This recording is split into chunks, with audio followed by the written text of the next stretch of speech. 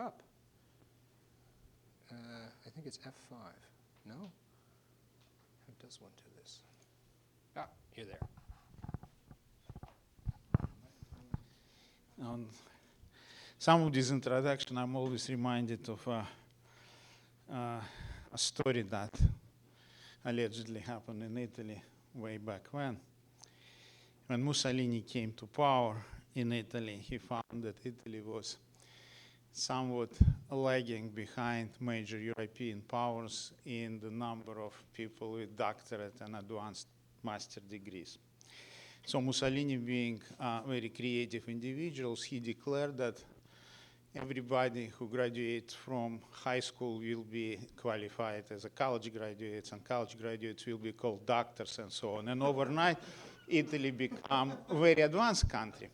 And here, imagine yourself now in an office of a real estate attorney in southern Italy, and the local peasant comes to sign a land deal.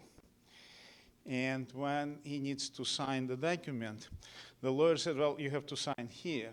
And the peasant said, but I'm illiterate, sir. I don't know how to sign. That's okay, said the lawyer. Just put the cross here. And the peasant takes the pen and puts very carefully 2 crosses, one next to another. And the lawyer said, what is that 2 for? Oh, the first one for the doctor, sir. So, so given that, now how I can control that? So I'm going to share with you some of the war stories that happened over several years here in Connecticut. Are these things moving just? Yeah, I think if you just hit the up arrow. Yeah, okay. So the first story is about so-called IP factory. So here in Connecticut, several years ago, we started this company which was funded by the state.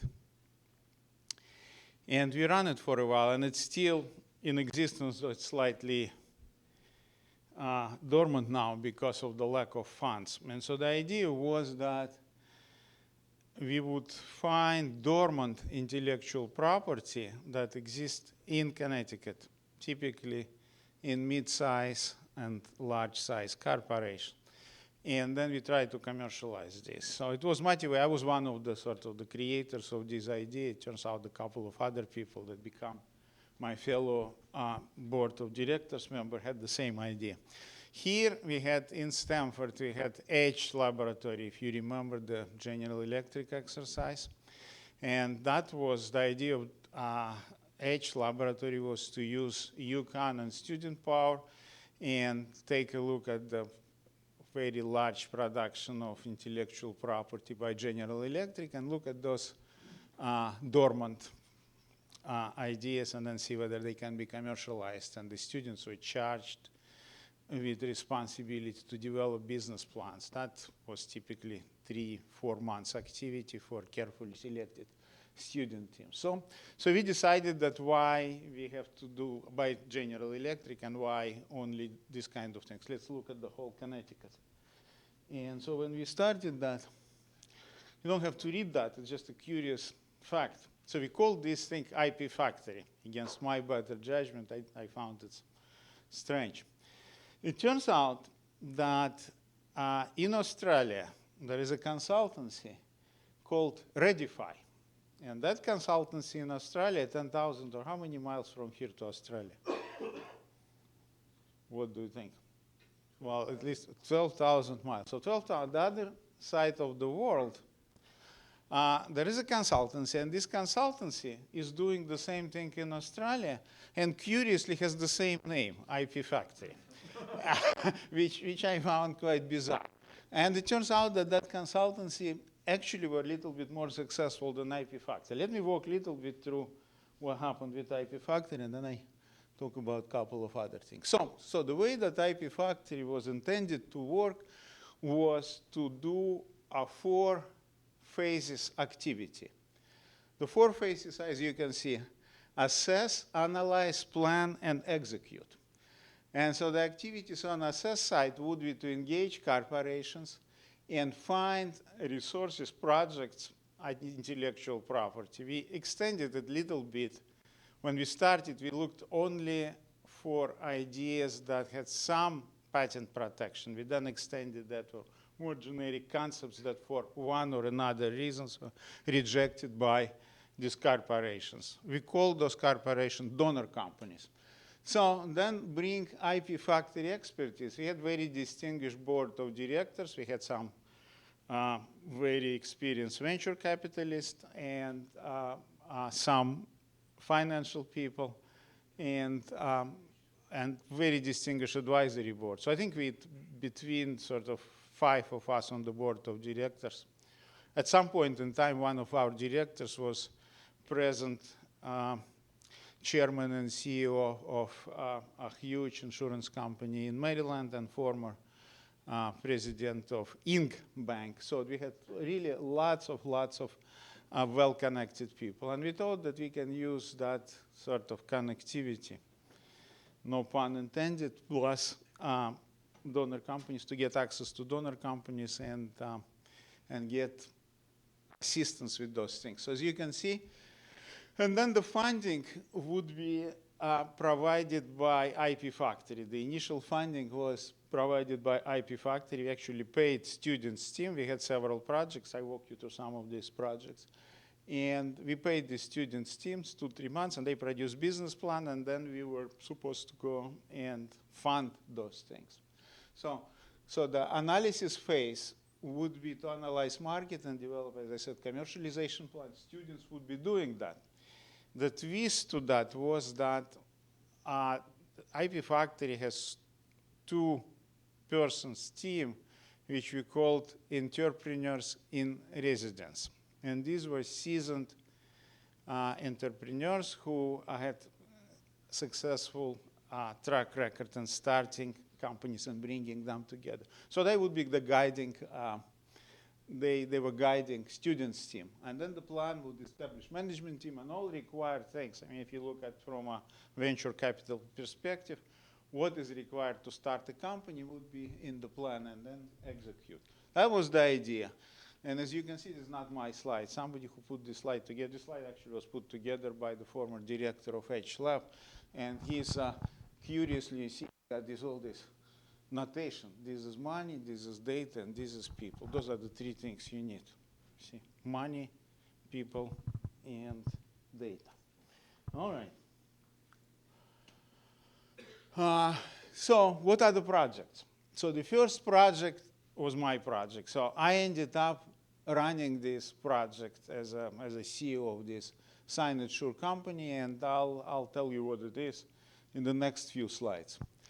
The other project was provided by Covidian as a donor company, and that dealt with some sort of a surgical implement that people would use in order to prevent obesity or something like that. It was patented, it was developed, it was actually surgically tested, and it was really selling to some extent in Europe, not too much. And they were willing to give us the patent and the license and all these things. So that one, this one. And then Pitney Bowes, well, there are at least 3 other people, former Pitney Bowes people here. So Pitney Bowes was, because I was part of Pitney Bowes at the time, provided several other concepts that came out of Pitney Bowes research and development. So one was called municipal workflow. So the idea was that it's some sort of a portal, a website that would be developed and designed for municipalities that would enable improved, streamlined communication between the citizens and municipalities. And the other one, curiously, came from a totally different area, from a shipping area, and it's called diaper moisture detection. So that was the idea that when you have a diaper, you can have some circuitry there that would be enabled when it's moistened, and then it generates signal, and you can do these things either for children or for people in nursing homes, which turns out to be a significant problem for them. And we hired consultants, and we did several things with that, so it was kind of expensive exercise, but it was not successful. So let me talk about, well, these are different companies here at the bottom that were either willing or we engaged as a donor companies here. And IP Factory was granted this 501c status. And the idea was, this is not for profit. The idea here was that if you don't get funding from state or other people, we can apply for funding to foundations. And the foundations would give money to 501c, but otherwise it's hard. So there's a different learning from these things. So when you engage these big corporations, so it turns out that it wasn't that simple. So one of the things that investors in IP Factory required, they were asking what's the incubation cycle, and incubation cycle between identifying the project and running students' team and then developing plans and then trying to find the money, it was really too long. The corporate clients were really interested in exit conditions, so people don't have, what, two things people don't have. They don't have data and they don't have money. Everything else they have, as you know. So they're people, right? And the need to get good entrepreneurs was also a challenge. So we were fortunate to have a couple of people, but it wasn't always that easy. Okay. So SignitSure company. So this is as a working example of what happened. So in Pitney Bowes, those of you who are familiar a little bit with Pitney Bowes knows that Pitney Bowes was famous for postage meters, and postage meters essentially provided some sort of security and authenticity to the payment for the mail. But Pitney Bowes, with our help, so Dr. Cordery here and your humble servant were original team to develop a cryptographically based, information security based evidence of payment. And so Pitney Bowes moved into digital area with hopefully significant help from us. What do you think, Bob?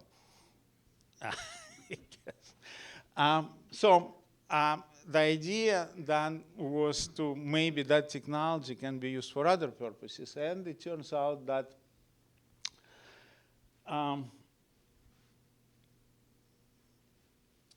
this so-called Schedule II medicine in the United States is a huge problem. It's still a huge problem.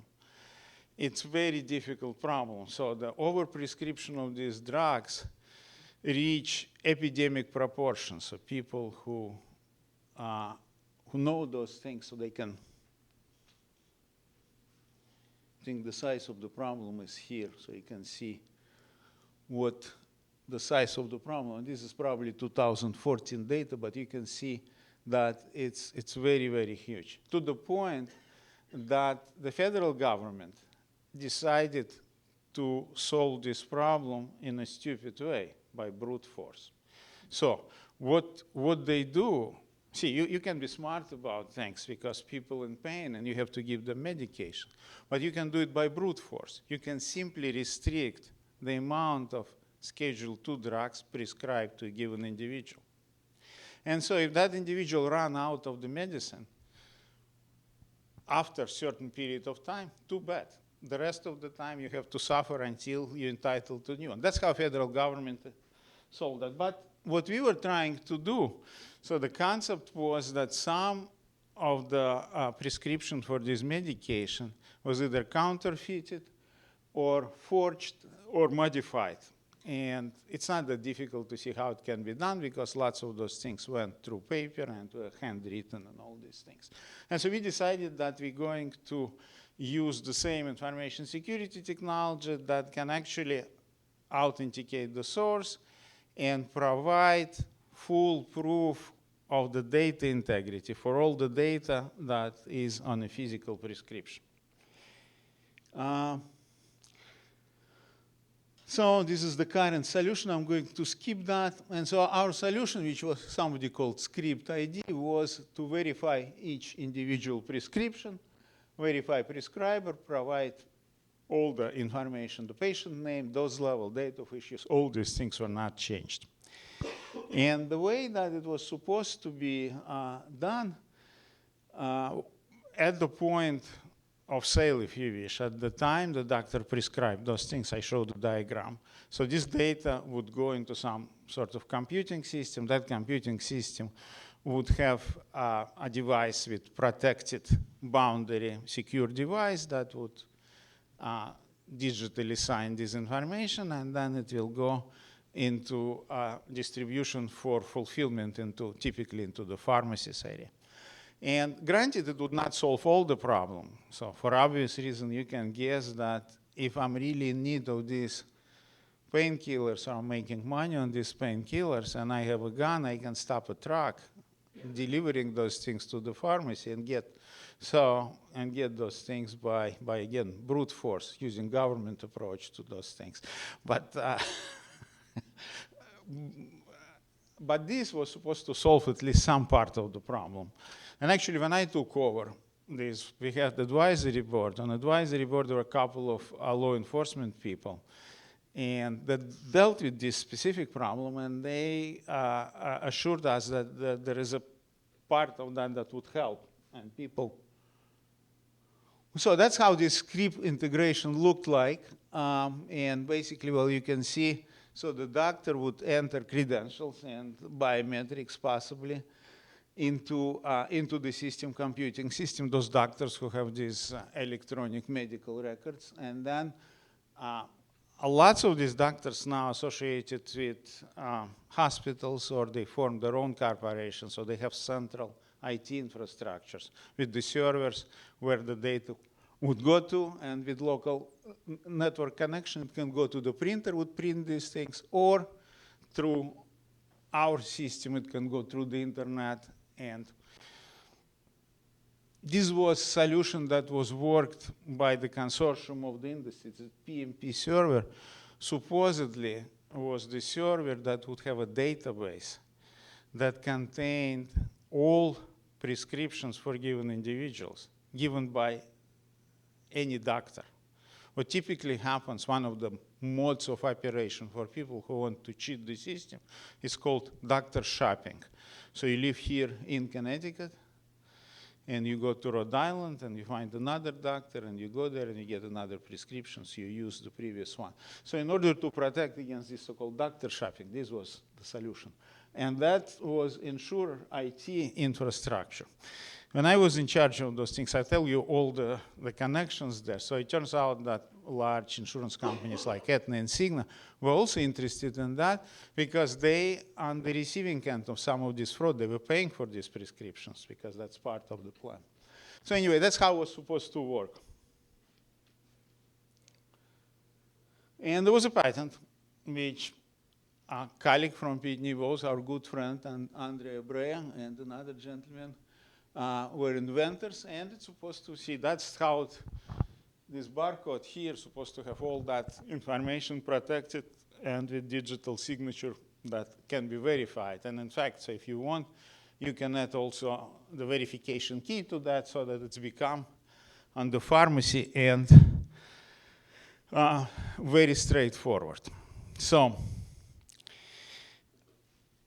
when I took over these things, there was another gentleman who was running this activity. So his plan was, let's go to the doctors and let's sell this device. So the question is, why doctors would buy that? Why would they want to pay for those things? Well, they want for those things so-called safe haven concept. So the doctors presumably would be afraid that they could be sued if they got wrong prescription or something happens, and in order to avoid that and reduce their liability and potentially insurance payments, I mean the premium for liability, they would buy those things. Well, it doesn't work that way, unfortunately. And so when I took over, I called former chairman and CEO of Pitney Bowes, who is a very well-connected individual, and he made several introductions for me into huge, huge companies, large pharmacy chains, insurance companies, and I went and I talked to a whole bunch of people. And the plan was at that time to see if we can convince a large pharmacy chain to pilot test this solution with us. And if they pilot test that it works and they're happy with the data, and that reduces their liability, because it's one of the previous slides, I didn't mention that. Two of these large insurance chains companies were actually heavily fined. One of them paid $80 million to federal government for abuse of Schedule II drugs. Another one paid $75 million and actually were disbarred. 2 or 3 large pharmacies were closed in Florida. And by the way, curiously enough, if you don't know that, pharmacists, licensed pharmacists in big pharmacy chains have to buy their own liability insurance. The company doesn't provide that. So they're not covered by company policies. So anyway, we decided to go there. And so here's what happens typically. And that's we're going to talk about lessons learned from these things. I had introduction at a very high level at this company. So I got to talk to the people who are responsible for retail pharmacies, and they were responsible for technologies in retail companies. And the initial reaction was, that's great. We're happy to test that with you. So what happened next in the company, which has 150,000 employees, it turns out that the people who are responsible for technology in retail facility, they have no expertise in security. We're talking about security, and we're talking about potential integration with IT. So what did they do? They went to IT people and said, we have this great company, young company, just start up. They seem to have a nice technology here, and would you like to hear their story? And sure enough, we had these people to come. And as soon as they hear the story, they said, well, you'll know all these things already. We work with this and that. We don't need anything. And by the way, you're responsible for retail. Why you getting into IT? Is that your business? And so it became extremely difficult, which is very typical for this kind of environment, to get even pilot tests. And they would not have to pay anything. So we agreed that we would provide all the equipment and all the data. And just to set up, not only that, but through my own personal connections, we engage large doctors corporation in Hartford, 250 doctors. And I talked to the president of this company, and they agreed to participate in pilots. So everything was ready to go. And then you have this. And I was almost desperate at that point, and I said, look, you're going to be a target for some of these cyber attacks. You are just a natural target, your environment. I'm willing to look at what you have and provide free consultancy to give you, hints what are the holes in your environment. And they said, yeah, we would be very interested in doing that, and I never get this to go. So that's second story. So the last example of this, and then we'll talk about learning. So a while ago, I was thinking about payment card fraud. In the United States, the payment card fraud was very significant, as you know, and was covered by exorbitant interest that credit card company charged to American consumers. So everybody is familiar with that. In Europe, the problem was somewhat solved because in Europe, for many years, beginning from mid-90s, Europe used smart cards with PIN, so-called chip and PIN cards. And the fraud in the smart card industry was solved. But in the United States, it was not solved. And in Europe, it was solved only partially. I'll tell you why.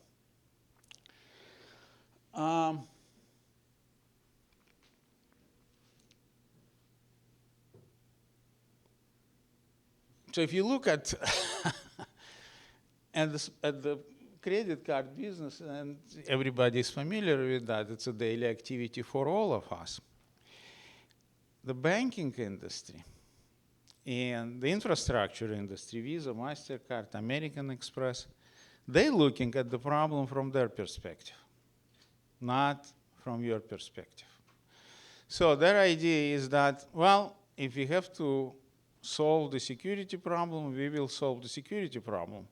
But we don't care how it's going to look to the customer. So my smart card doesn't understand me. So I started thinking about what does it mean that my smart card understands me.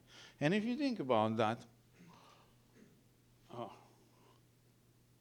I forgot to get rid of this thing, sorry. I hate that. So if you look at that, at the daily active, what I really want from my payment card, I want easy verification of my bill. I want control where the money goes. I want easy transfer of data to various purposes. I want something that helps me with the taxes. Those kind of things that provide convenience for me, not for the bank, was at issue. And it turns out that all these things are easily achievable. So how they can be done? So you can see what you can do. You can have automatic bill verification. So the idea was very simple. These smart cards that now everybody has in their pockets, right? They're still chip cards, not chip and pin, because banking industry in the United States believe that the average American population has they're morons, and they cannot possibly remember 4 digits, the PIN number. So they decided it would be too difficult for them. And so that's why in the United States we don't have pins, we have only chips. But the chip itself has a memory and processor. And this memory and processor is used only for what bank wants to do. So what bank wants to do, they want chip and processor to mutually authenticate with the point of sale terminal. That's all they want. While the chip and the processor can do 10,000 things for me. So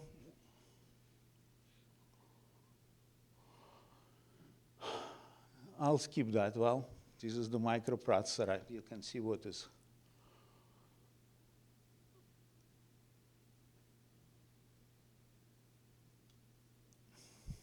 So let's think about that. What can be done? If I can store on this memory chip transaction data,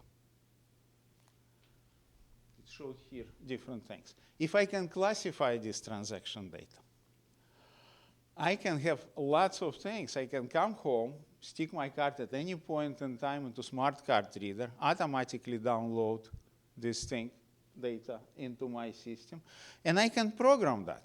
So what can I program?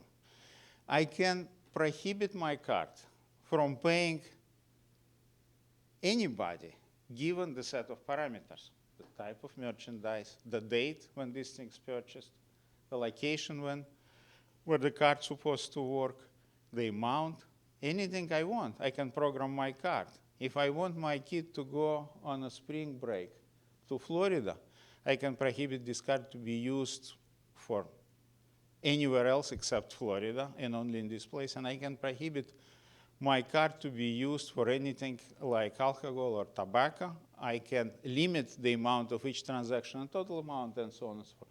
I can have really programmable things.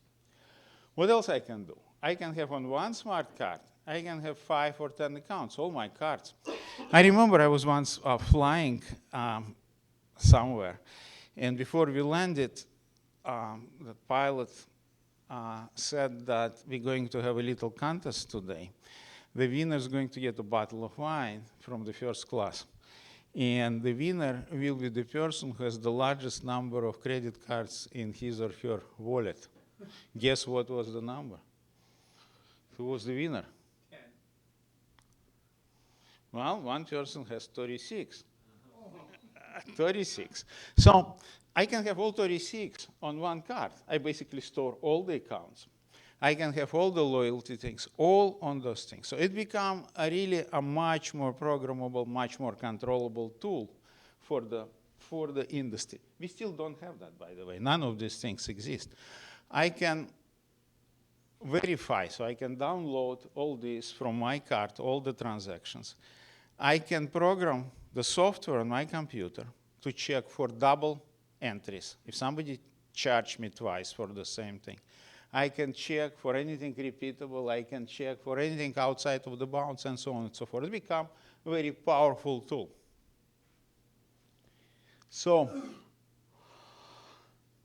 in the idea that I have, so the user would get this programmable card and possibly with the small card reader and software that will come to those things that would allow all this flexibility and controls. And that will be paid through annual fee. And I did small market research on that, and lots of people said, yeah, if you give me this kind of things, I want my secretary to have access only to staples or this or that. I would be willing to pay $100 annual fee for that. So that $100 or $50 or $200, whatever it is, really changes the equation for the bank, because now the security comes for free. They don't have to pay for security because it's all covered by that and more. So it sounds like an attractive proposition. So that's how that will work. So that's what I described, some of the examples of those things. And by the way, when you do, if you buy something over the internet, it's the same kind of thing. So you can stick your card to the card reader, and you don't have to enter any of the data. The data automatically comes from your chip, your address, your credit card number, everything. So the transaction even over the internet becomes simple. And I said it's the smart card, but in fact, it works the same thing for telephone. It really doesn't matter. It's your smartphone or smart card. It doesn't really matter what it is. So, and this is the example of, let's say, that I call that a principal card. So I can have a whole bunch of blank cards that I can make subordinate to the principal card, and I program them, and I can put all kinds of restrictions on any one of them, and I can give it to whoever I wanted, my children, my wife, if she deserves that. Or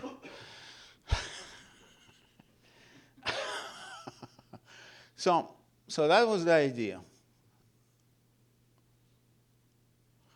Now, I filed the patent and received patent on this idea. So this is patented. I have patent.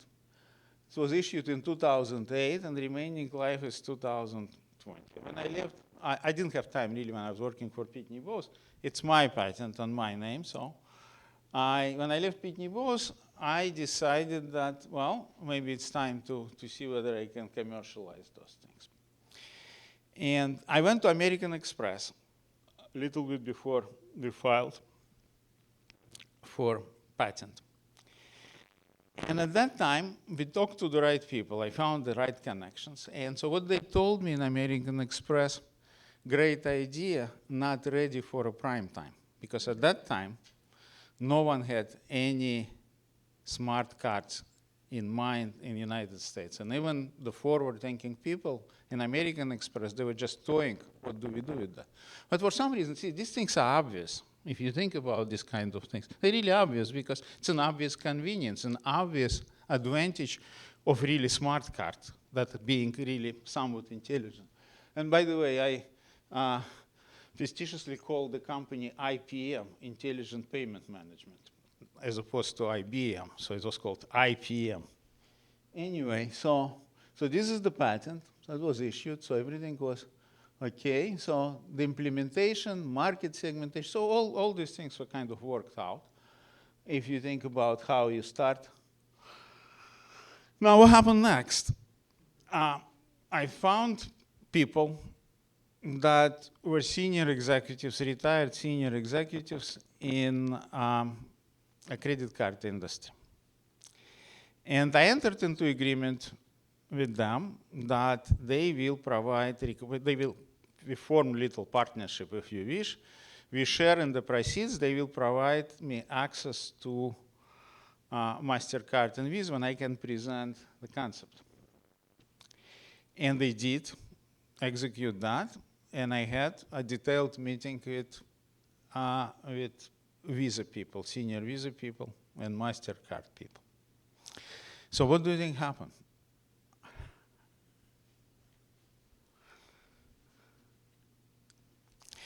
So what happened there was that, see, while I was working on other things and thinking about the smart card, in the meantime, the Visas and MasterCards and American Expresses of the world, they were working on the protocol, which is called EMV protocol, electronic.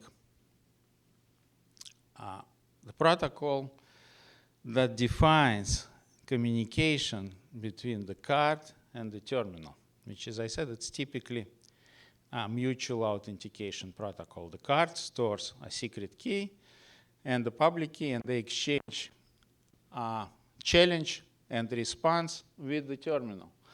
And the terminal said, yeah, I'm a legitimate terminal because this is my key, and you can verify this message because I give you this information. And the card said, well, I'm a legitimate card, and that's all it does. So that's the protocol. And by the way, I forgot to mention also that I visited a company in Paris, which is the second largest producer of this terminal, called Ingenico. And I had a conversation, a meeting with the senior chief marketing officer for that company. And they were very interested, and they said, yes, if we can give you terminal to play and all the software, so no problem at all. So finally, I get to talk to Visa. These are not consumers. These are not the terminal people, point of sale terminal. These are the people that provide infrastructure. So what I was told, well, sorry, too late. EMV protocol does not allow writing any data into the memory of the card. And I said, well, I mean, it's a trivial procedure for a terminal to write into the memory on the card, but that violates the protocol. Protocol is standardized, and potentially it can have security implications. What security implications? What kind of security implications? Well, we don't know, but it could be, right? And so these become, for 3 people company, a huge problem. I cannot fight this war with this. And they were very respectful. So it turns out one of these people knew me from standards activity that I was involved before. Oh, we know your work, or some things like that. But yet, it's virtually impossible. So it's sort of dormant now. Now, I'll skip that. If you think about if the banks would be smart, how many times you call to the bank and said, well, I didn't make this charge, and then it turns out that you forgot, and there is significant cost to them on operational side. There are all sorts of other things involved with that would be very helpful to them in identifying things. But they're just making use of the simple things there. So, to conclude my talk, so what have we learned? On IP factory, is the concept of IP factory workable? Can it be done? Based on what happens in Australia, and I see people mentioned here that they're doing consulting activity. This Redify consulting company in Australia, which the main business is consulting, but on the side, they commercialize IP property. They claim to generate $1 million worth of subscription fee. So my guess would be that it's a software idea. Essentially, they develop some sort of software, and they're selling on subscription basis. Resources, people, data, and money. If you want to start something like that, what can you really reasonably count on? And do you get really talented people to work on those things? The traditional model with entrepreneurship in the United States, that there is a guy who is working in the garage, and he's willing to sell his last short to see his concept developed. That's the model. In case of IP factory, you start with the idea that developed by somebody else who doesn't want to work on that idea. So it's entirely different dynamics on that. Can you find somebody who's really will be happy to take on these things?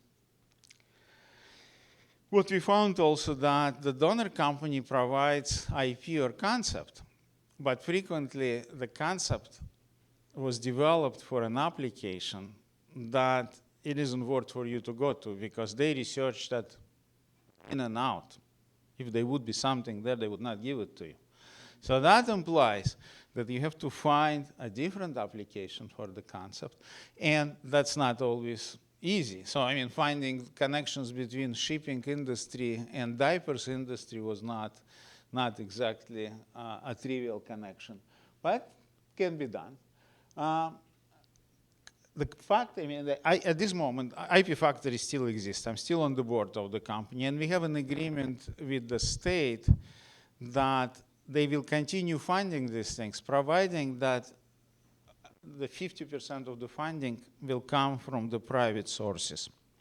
So we're still working on some. Unfortunately, the guy who had energy and desire to make all this thing happen, he's in Tanzania now, working for a Peace Corps. And so we lost the president. On the SignitSure company. So my learning was that you really have to understand dependencies of your ideas. If you want to sell the patent, that's another story. So you can sell it, that's a totally different exercise. If you want to start a company, build something on those things, you really need to understand whether you have direct access to the people who are going to be paying you, or you will be dependent on 3 other entities that may or may not be interested in supporting you, even if you manage to get through the layers of bureaucracy and get the pitch done. And so whether the third parties and whether there is any integration required with third parties. What I learned working 30 years with Pitney Bowes and working with large organizations, postal services and government organizations, is what I call the first law of bureaucracy. It is formulated like this. A reward for making right decision never exceeds punishment for making wrong decision. So that's a quantitative rule of bureaucracy. And so given that, you can imagine what happens, what attitude you get. Now on IPM, what I learned is the timing was crucial. So when these things was developed, it was time to move into standards and make sure that the standard would allow at least some writing, exchange of information. But you can't fund that because, well, first of all, I was full-time employee. I could not do that because I didn't have time. And second of all, it's extensive exercise. I spent many, many years working in different standard organizations worldwide. I can assure you that going through these things is very, very difficult. It requires a great deal of perseverance, a great deal of charisma, and knowing how to move the levers there. So if you come to, if any one of you involved in the standard development ever? No? Well, so you might know that when you come to the room and there are 15 people, sometimes from different countries, if it's American national standards, it's from United States, half of them are sitting there and trying to make sure that nothing happens at all. No standards gets developed. That's their sole role. And then few are trying to see whether their solution gets standardized. And there are others who just observers, they don't do anything. And some of them comes with the lawyers. That's the environment. And so in order to move even something neutral to that environment requires a fair amount of skills. And well, my last statement is, if I'm starting new activities now. So my first question is, am I designed for these activities? Do I have temperament for this kind of things? Some of us have temperament to sit with the book and read or solve the equation. Some of us have temperament for other things. But you have to understand what's the driving force, is there energy and temperament to be there. And then you have to understand what skills will be required and be aware of your limitations. Well, that's the end of this talk. And the last comment, you may reasonably ask why the title of this presentation was Success Always Starts with Failure. So what we've seen is only failures. Where is success? Well, this is a foundation for success. And besides, being invited here and talking to you guys, it's already success, so. Okay.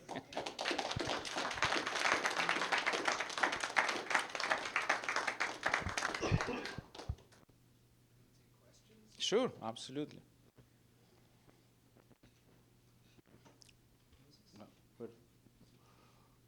You're the chair. Oh, all right. Moses, you want to? Okay. Just a comment. They're doing all these things for these smart cards for protection. I find it amazing that they just don't put people's pictures on the cards. Well, they used to do so. Citicorp used to put pictures. I know a few do, but it seems to me, you know, you hand somebody a card and they just look at the picture. Well, my brother has one of those. I have a twin brother, so he was one of those. He put the picture of the dog there. It worked all the time, so. Do you think they care? I mean, it's a lot of these companies, basically, they're willing to take the loss because it's too much trouble to really put a secure system in. If you're charging 25% interest on the balance, you don't care. Yeah,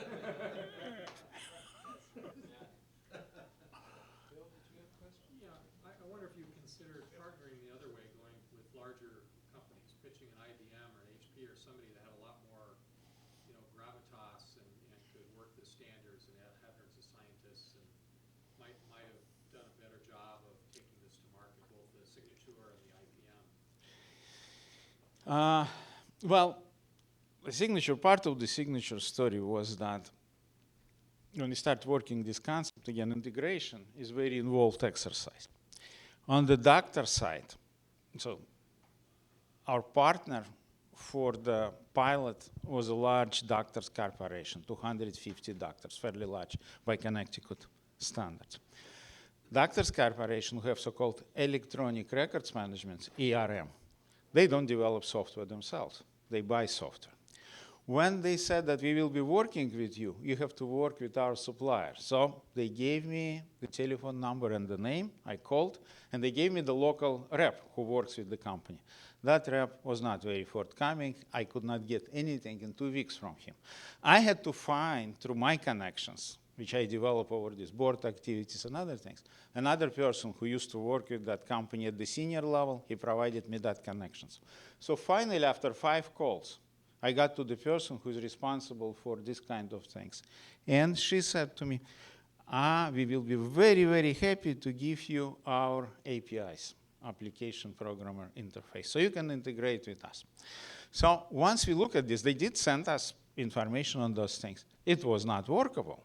It was designed to just get rid of us, so forget about it. So this is what we have. If you want to work with us, do that. And so we said, well, it may require